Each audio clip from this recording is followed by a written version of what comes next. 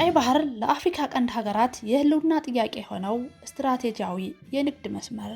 በዚህ ስፍራ ላይ የምትገኝ አንዲት ከተማ አለች።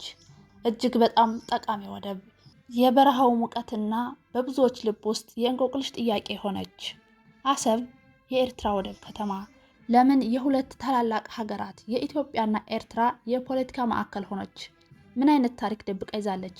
ውድ ተመልካቾቻችን ዛሬ ስለ አሰብ ታሪክ ይዘንላችኋል። ለኢትዮጵያ ምን አይነት ጠቀሜታ ታስገኛለች የሚለውንም አብረን እናያለን። እስከ መጨረሻው አብራችሁን ቆዩ። ቻናላችንን ላይክ፣ ሼር፣ ሰብስክራይብ ማድረግ አትርሱ። አሰብ በቀይ ባህር ዳርቻ ላይ የምትገኝ የኤርትራ ወደብ ከተማ ስትሆን በኢትዮጵያ ታሪክ፣ ፖለቲካና ኢኮኖሚ ውስጥ በጣም ትልቅ ቦታ አላት። አንዳንድ የታሪክ መዛግብት አሰብ ተርሴስ የሚባል ስም እንደነበራትና ከጥንት ጊዜ ጀምሮ ለንግድ ትጠቀምበት እንደነበር ያሳያሉ። በ19ኛው ክፍለ ዘመን አጋማሽ ጣሊያናዊው የንግድ ኩባንያ የአሰብ የባህር ዳርቻን ከአካባቢው የአፋር ባለሀብቶች ገዝቶ ወይም ተከራይቶ መጠቀም ጀመረ። በ1882 ዓ.ም ደግሞ የጣሊያን መንግስት ወደቡን ሙሉ በሙሉ በመቆጣጠር የጣሊያን ኤርትራ ቀኝ ግዛት መሰረት አደረገው። ኤርትራ ከኢትዮጵያ ጋር በፌዴሬሽን ስትቀላቀል በ1952 ዓ.ም እና በኋላም ሙሉ በሙሉ በኢትዮጵያ ግዛት ስር ስትሆን በ1962 ዓ.ም አሰብ ለኢትዮጵያ ዋና የንግድ መተላለፊያ በር ሆነች። ወደቡ ከኢትዮጵያ ደቡባዊና መካከለኛው ክፍል ጋር በየብስ መንገድ ተገናኝቶ ነበር። ከጊዜ በኋላ ከኢትዮጵያ የውጭና የገቢ ንግድ ከ70% በላይ በአሰብ ወደብ በኩል ይከናወን ነበር። በአሰብም የኢትዮጵያ የመጀመሪያው የፔትሮሊየም ማጣሪያ ተቋቁሞ ነበር። ኤርትራ ከኢትዮጵያ ተገንጥላ ነፃ ሀገር ስትሆን አሰብ በኤርትራ የባህር ዳርቻ ላይ የምትገኝ ከተማ ሆነች። በወቅቱ ኢትዮጵያ ከአሰብ ወደብ ያለምንም ገደብ መጠቀም መብት እንዲኖራት ስምምነት ተደርሶ ነበር። በኢትዮጵያና በኤርትራ መካከል የድንበር ግጭትና ጦርነት ከተከሰተ በኋላ አሰብ ወደብ ለኢትዮጵያ አገልግሎት ተዘጋ። ከዚያን ጊዜ ጀምሮ ኢትዮጵያ ለአብዛኛው የውጭ ንግዷ የጅቡቲን ወደብ መጠቀም ጀምራለች።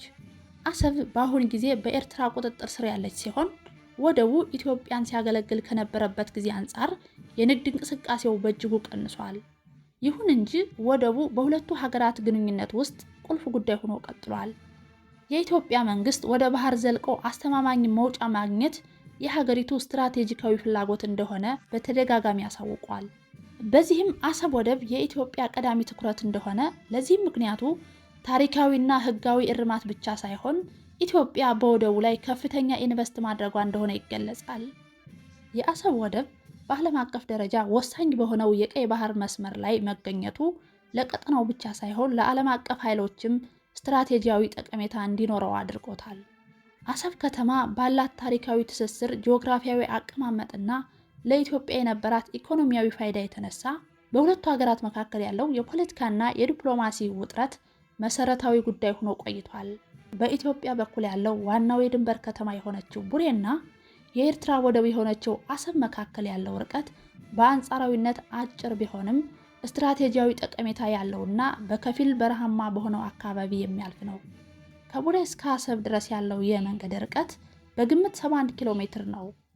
ይህ 71 ኪሎ ሜትር የሚሸፍነው የመንገድ ክፍል የኢትዮጵያን ንግድ ከዓለም አቀፍ ገበያ ጋር የሚያገናኝ አጭርና ቀጥተኛ መስመር ነው። በአጭር ርቀት የኢትዮጵያ መጋዘኖች ወደ ወደብ መድረስ መቻሉ ለኢኮኖሚ ከፍተኛ የጊዜና የገንዘብ ቁጠባ ያስገኛል። በመሆኑም ከቡሬ እስከ አሰብ ያለው መንገድ በዋናነት በትላልቅ ከተሞች የሚታወቅ ከመሆኑም ይልቅ በጂኦግራፊያዊና በስትራቴጂያዊ ጠቀሜታ የጎላ ነው። በቀጣይ ርዕስ እስክንገናኝ ቸር ያቆየን።